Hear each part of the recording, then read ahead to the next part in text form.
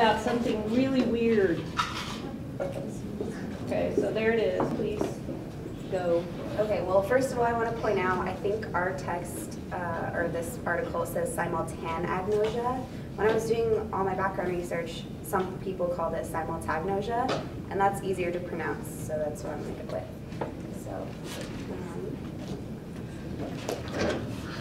that's the only way I've ever seen it before, is the way you have it. okay. Yeah. Okay, so we're going to start by talking about attention, which has been defined as the brain's means of allocating its limited resources by focusing on some neural inputs to the exclusion of others. And it allows us to filter through our visual input and focus on what's really important. So, like if you're trying to read while you're in like a loud library or in a coffee shop, it allows you to focus on what you're reading. And obviously for driving, that's really important as well, because you need to be able to focus on the important parts so you don't crash and die or something. So they split it into object-based attention and space-based attention. Object-based attention is attention directed obviously towards objects, specific things. And the lateral occipital, posterior, inferior, temporal regions are important for this. And then space-based attention is directed to locations in space, so how things are related to another thing in space.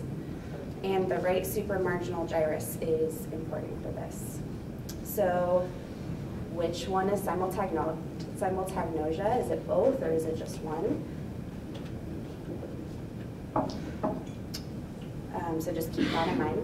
So next we'll talk about visual neglect. So there's allocentric, which is object-to-object neglect, and egocentric, which is yourself to the object. Yeah. What do you mean by object-to-object neglect? At this moment, I don't remember. I'm nervous. So the egocentric self-to-object, so that's basically your own like understanding of your relationship to the object. You just ignore that or something? I think so. I'm pretty sure, but I'm not. I don't remember. Okay. Visual neglect is often caused by unilateral temporal parietal lesions. And it's also failure to attend to information on the contralateral lesional side of space, and it's usually the left side. Yeah. I just googled what allocentric neglect was. It's the neglect when you're self to object, it's yourself in relation to the object, but with allocentric neglect, it's the object's relation in space to another object. Well, I just don't understand what you're neglecting. Probably the difference between the space or like where it is, so it'd be harder to see how, I don't know. Yeah, well, we'll find out more about it here in a few more minutes. Okay. So yeah, visual neglect can also be object-based and space-based. And then there's visual extinction, which is the inability to perceive a contralesional stimulus when there is an ipsilesional stimulus presented at the same time. Can I add something to that? So basically, this object-based and space-based, so that's saying that you can either neglect so basically neglect is not paying attention to something. So you can neglect objects or just areas of space. So if we were talking about that hemi-neglect that we learned about last time, which would that be? That would be space-based neglect, because basically those folks are just neglecting whatever's in the left half of their visual field or their left half of their experience, right? So that's space-based. But what you're saying is that it's also possible for people to just not see objects, particular objects, regardless of where they are, right? Okay. All right, so what do you guys see in this very simple picture here? A showroom at Copenhagen. An office. It's an office. So people with simultagnosia wouldn't be able to tell you that this is an office, and we'll talk a little bit more about that. So what would they see, for example? They would see maybe just the desk or just the laptop. It kind of depends on which side of the picture they're seeing more. Okay. But they would only be able to see one item and not be able to put the whole thing together to call it an office. That must suck. So the paper defines simultagnosia as a rare psychological condition characterized by impaired spatial awareness of more than one object at a time. And they suggest that this could be a form of bilateral visual neglect. So, as I said before, patients with simultagnosia usually can only see one object at a time, or even just a part of an object, not even the full thing. What patients can see cannot be located in space because they don't have a reference point, so they only see the object but not the entire context. Wolpert first named simultagnosia as the ability to see individual objects of a scene without being able to give meaning to the whole scene, so pretty much just what we just described. And also restriction of visual attention to one object or an area at a time is also part of the definition. Okay, so simultagnosia has also been split into object-based and space-based as well. So object-based would be ignoring parts or whole objects. They, in one paper I read, they gave an example of a woman watching TV who had simultagnosia, and she was very confused when she was watching an argument, but suddenly the woman that she was watching got reeled across the room, and she was really confused as to what happened, but she couldn't see the other person on TV that punched her or whatever that made her go flying across the room. And then, so another thing that they've done is shown patients with simultagnosia a square, and then they show them a cross on top of the square, and they can no longer see the square. They can only see the cross, even though they're in the exact same spot. So weird. And then space-based simultagnosia, I didn't find as much on it. I think they focus more on object-based. But there was a patient, RM, and they couldn't report the location of the items in relation to others, regardless of how they were presented, whether it was in order or not.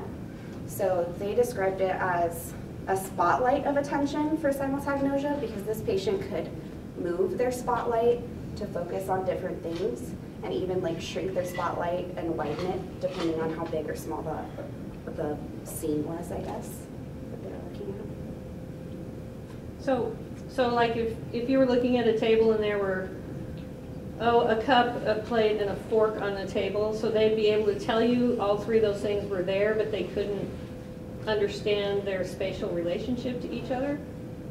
Or they could just see one thing at a time and not understand the spatial relationship? That one. The second one?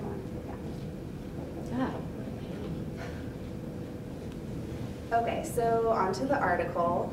Their two main hypotheses were that bilateral disconnections contribute to the symptoms of simultagnosia, and simultagnosia symptoms are associated with neuroanatomical disconnection.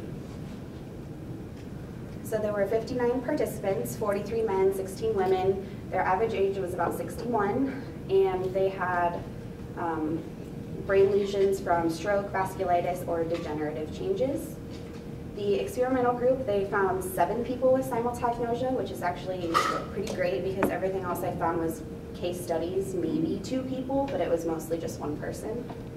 And all 7 patients in the experimental group had visual neglect or visual extinction as well.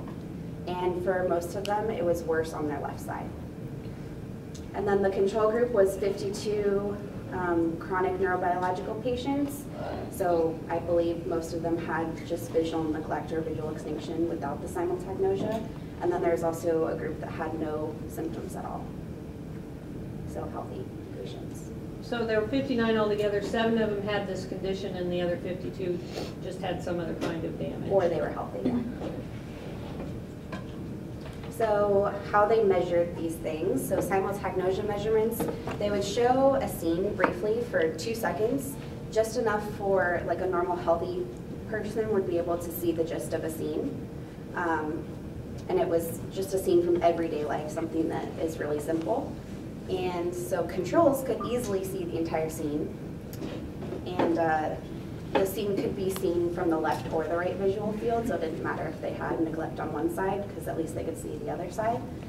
And then they measured the time it took to identify 2 letters that were slightly far apart from each other to measure one from the other. And then for visuospatial measurements, they did the Apple cancellation test, which measures neglect. So this is an example of that. They had to find all the ones that were whole and circle them, because there's some, as you can see in there, that are not fully completed. But for example, as you can see from this first one, they only circled the ones on the right half. They didn't finish the rest of them. I believe this one on the bottom is from a healthy person. A healthy person with bad vision. It's hard to see. They also did neuroimaging using MRI and DTI.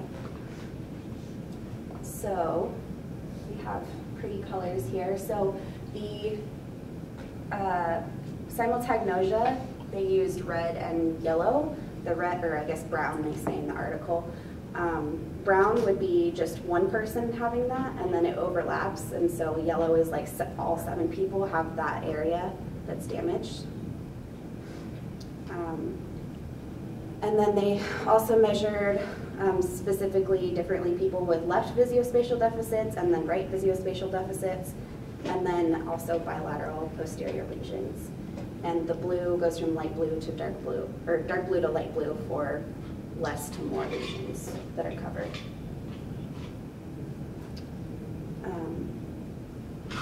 And then, so they did lesion subtraction plots, so pretty much they kind of paired and matched up all of the different groups to see what the similarities and differences were, mostly the differences, to find where exactly simultagnosia was present in the brain. And they found bilateral damage to the posterior parietal, occipital, and occipital lobes was the areas that were damaged in simultagnosia patients and not the controls.